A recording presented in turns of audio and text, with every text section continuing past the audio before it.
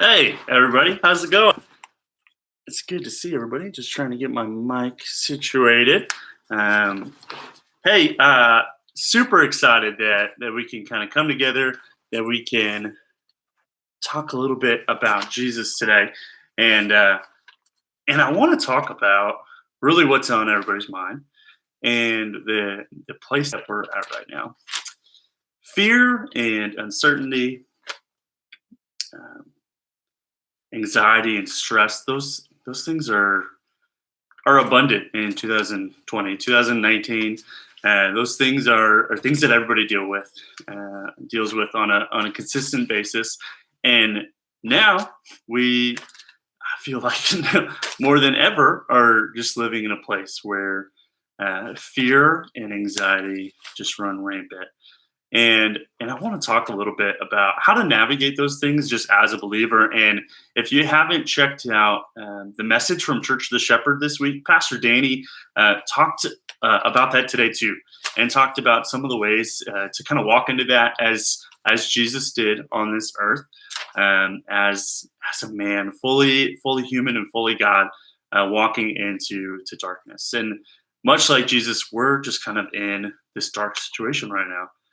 We're in this place where there's just a lot of fear being communicated in all kind of forms of media, and we're kind of isolated from each other, isolated from our communities, and we're with family and not going to see our friends as much and things like that. But this fear brings a lot of things, and as Danny talked about vulnerability today, as we see Jesus practicing vulnerability on the cross and leading up to the cross and after the cross, and really producing those things his entire life on earth. Um, I wanted to talk about vulnerability today too, and Danny just crushed it out of the park. And so I do want to reference some from his message, and I also want to talk about Brene Brown a little bit as well. We actually just watched a video from her yesterday, Michaela and I, before we knew that Danny was going to talk about Brene Brown. So I've got a little bit from her as well. Um, got some scripture that I want to share, and I have a song that I want to share as well. But first, I want to practice vulnerability myself, and I want to just tell you guys kind of how I've been feeling with all of this. All right, I have been kind of stressed out and anxious, and that fear that I've mentioned already. That's been a place where I've been this week. There was a moment where I started to think to myself, you know what? If things get really bad, I can just call my parents. Through college and high school, I would ask them, and even as an adult, I'll go back to my parents a lot and say, "Hey, what did you do in this situation? How did you kind of go about this thing? And what decisions did you make during this time?" And whether it's been with just kind of being sick before, whether it's been with just kind of things like adulting with taxes or car troubles and stuff like that, things that I've been stressed out about, I've always been able to go to them. And there was a moment this week where I realized I can't I can't just call them up and say, "Hey, what did you do during the last global pandemic?" Because that hasn't really happened before in this capacity, in this setting, this social distancing that we're all kind of learning about and moving into and living into right now. And so that was like an eye opener to, oh my gosh, this is like really new for me. This is like there's really no one I can talk to about what do you do during this situation, and there are people I can talk to, and people that I can call up and kind of like process that with and navigate those things with them as they're doing the same. Um, and another thing that has been just really uh, painful is just knowing that my wife Michaela has to go into work every day. And a lot of people now are working from home. A lot of people now are still doing everything that they have to do on a given basis, but they're doing it from afar. And Michaela, working in financial world of a credit union, she is still going to work, and she's still surrounded by people, and she has no control of who walks into her office. She has no control of who walks into that credit union, and people that have walked in feeling fine, and you just don't really know where they're at, if they're just feeling fine, or if they're just kind of hiding something or anything. And then there's more to the fact that there are people that are obviously ill, and people that are just kind of sitting across from you, just a few feet away, coughing, and hearing of like my wife and that, it's just, oh, it's so stressful. It's so hurtful that I know that I would hate that, and I know that I would be so scared in that, and just sitting there watching her have to go through that has been really tough as well. Afraid for her safety, afraid that she would come down with any kind of sickness, is just really stressful. And so I want to start by saying, when we talk about these things today, these are things that I'm absolutely experiencing too, and these are some ways that I'm trying to proclaim truth to myself through the midst of these fears. And so I want to get started now. So we are going to be talking about vulnerability today, and Danny talked about Jesus on earth, and he talked about Jesus navigating darkness. Right? Jesus was arrested. Jesus was kind of isolated from his friends at one point. His friends kind of gave up on him and left him to be arrested, to go through these trials, and to eventually die on the cross alone. And Jesus died on the cross for us, and what a gift that is.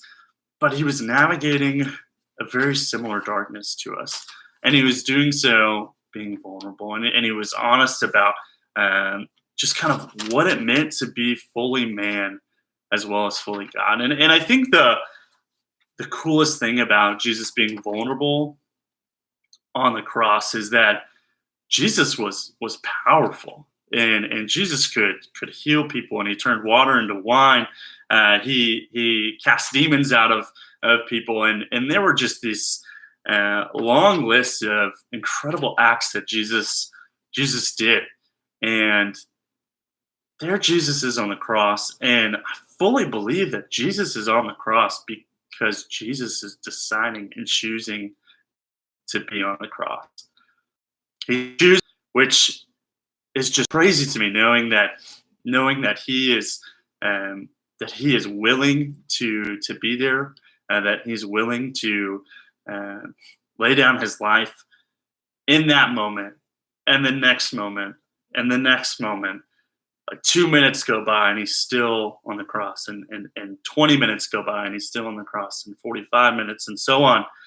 He's still deciding, as it gets more painful, as it prolongs, as the agony and enduring that agony, all the thoughts racing, like he's still on the cross.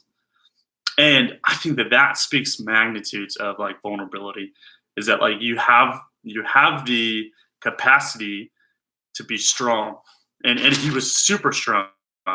He all kinds of kind of verbal abuse, and took all kinds of physical abuse before this point, but he has the power to make it stop, and he's choosing to lay down his life for us, and daring greatly. This really cool kind of thought from Brene Brown, and kind of referencing a quote by Teddy Roosevelt, where he's just kind of talking about what it looks like to kind of grind every day, what it looks like to wake up and put yourself out there, knowing that defeat could happen, knowing that rejection could happen, knowing that there could be pain on the other side, but still putting yourself out there, because you're gonna taste that, but you're also gonna taste life, and you're gonna taste success, and you're gonna taste like greater relationships, and just getting closer with other people, and having those people love you for you, loving you for your faults and your weaknesses and your inadequacies, which I think just points back to the gospel even more. That Jesus knows where we're at, that Jesus knows who we are and what Chris struggles with, and he knows the fears that I'm already experiencing now. which is so comforting during this time, that he has been there before, that he has been in the darkness and knows that kind of pain, knows that kind of vulnerability, and is still choosing to love me as moments where I don't choose the vulnerability, and moments where I don't choose him over fear. And that brings a lot of hope into my life. That brings a lot.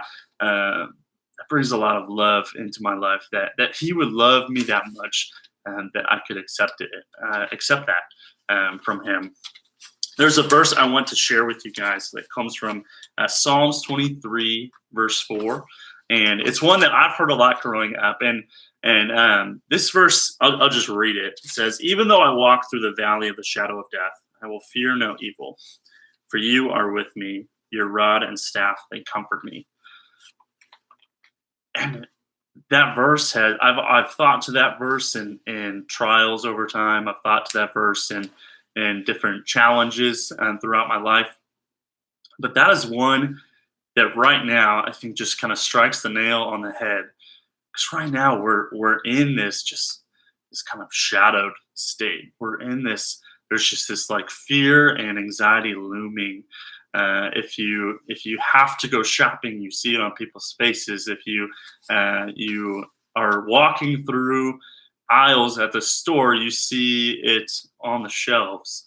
That there's just this mass fear and hysteria as we're just kind of living with this shadow, just kind of floating above us, like a cloud.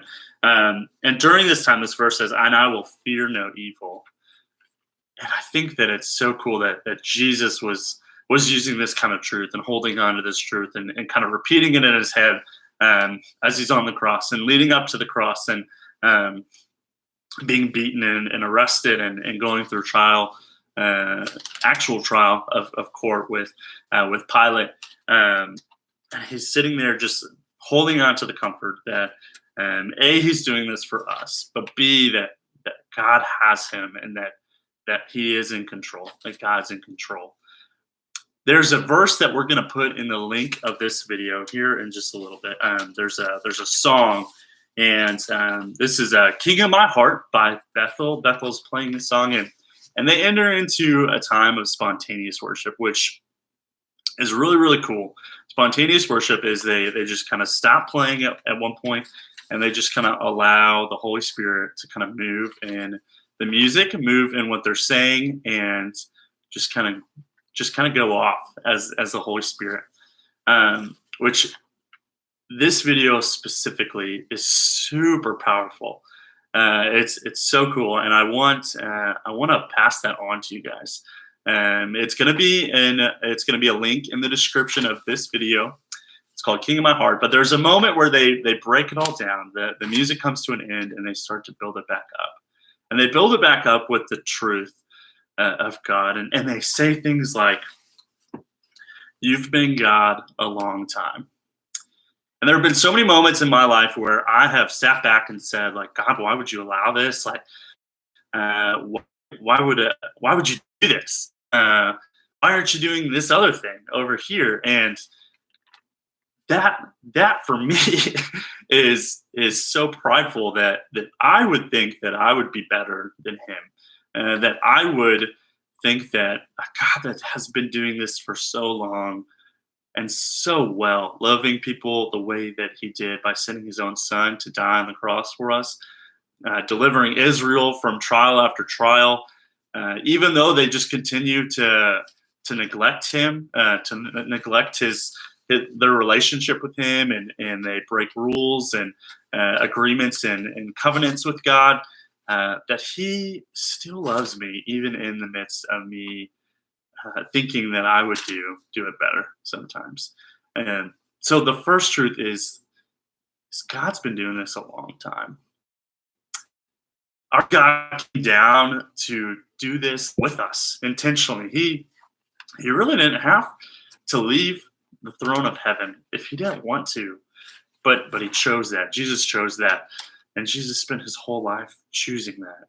And like we talked earlier, every moment on the cross, he chose that more and more. which is super powerful. There's another truth in that song that is just it sends chills up my spine every time I hear it. And at one point in this kind of build up of this song, they talk about you'll never fall off of your throne, and they change that up a little bit by saying he will never fall off of his throne. He never falls off of his throne. That no one can overtake God. That no one can push him off, and he wouldn't fail. He wouldn't make a mistake that he would fall off of his throne. That he would make a mistake that would make him being God and the responsibilities of God inadequate. But that he's always powerful. He's not failing. He's not running. There's not a moment where God's looking at any situation and just says, I can't even right now. Like that moment doesn't happen for our God. He sits on his throne. He sits there with love in his heart for us, people that would fail him time and time again. And he chooses to pour into us. He chooses to bless us, and he chooses to care for us. So in this time where we're experiencing fear, there are a ton of verses in the Bible that we can cling to. Even though I walk through the valley of shadows, I will fear no evil. Even though I walk through this dark season, even though I walk outside in a season with COVID-19, I will still not fear. That fear is real. All right, we're not going to just say, no, that fear is not real. The fear is real. I have been afraid this week. But here God is sitting on his throne, and he's never going to fall off. I want to challenge you guys. I know Danny had some challenges earlier, and I think that they tie into a little bit of this challenge too. I want to challenge you guys to be vulnerable in this moment. I want you guys to watch that worship video. If you just have that on in the background of something, that's perfect. If you're just listening to it, if you're watching it, it is kind of a longer worship video, but it's full of a lot of truth, and it's full of a lot of great stuff. So watch it. Number one, watch the video, listen to it. All right. Number two, I want you to practice vulnerability by proclaiming out loud, you never fall off of your throne, or he never falls off of his throne. All right. And if you're doing that with the music as it happens, great. If you have to rewind it after you just kind of sit there in it, perfect. All right. But out loud, I want you just to declare the truth of God, that he has never fallen off of his throne, that he's never going to fall off his throne, that he's still on his throne right now. I want you guys to believe that. I want you guys could close your eyes during that time. You can lift up your hands. You can lift out your arms. Whatever it is, you guys do you during this time. But practice being vulnerable by saying it out loud. If a parent's nearby, if your sibling is over there and they're just looking at you, that's okay. All right. You can tell them about it. You can ask them to do it too. You can challenge them as well. That is totally fine. You can tell a friend. You can call a friend. You can text somebody. You can put it in our group meets that are going to be launching here in just a little bit. We're going to have links so you guys can get connected to kind of your small group and a big student ministry group where you guys can just kind of keep in touch. But just know he doesn't fall off of his throne.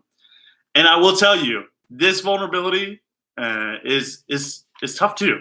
Michaela and I were watching this video last night. This is a video that I've kind of just gone back to a lot throughout my time as an adult since finding it. And I think that this video is incredible. And Michaela and I were watching it. And we were just like sitting and there are tears running down my face as I'm internalizing, like, you never fall off of your throne. And there's a moment where Michaela starts to sing, you never fall off of your throne. All right. And Michaela's on worship team. She sings and she's fantastic at it. And I am not fantastic about it. And as the video ends, she keeps singing it. And I was really scared in that moment to sing it um, out loud with my singing voice.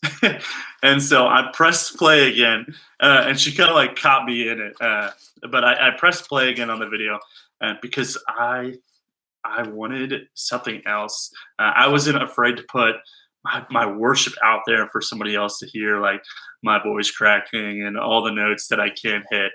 All right. You don't even have to sing it. All right. Just proclaim it. You never fall off of your throne. He never falls off of his throne.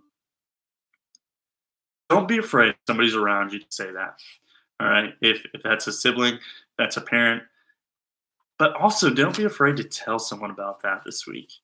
Don't be afraid to say, hey, God never falls off of his throne. And I know that the fear is right in front of me. But you know what? He never falls off of his throne.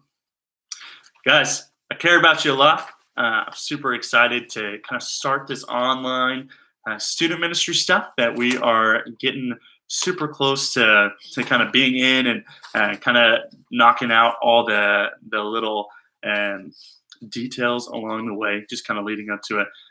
But share this video with a friend if you felt like it said something to you. Share that worship video with a friend. Share just that peace and that truth of He never falls off his throne.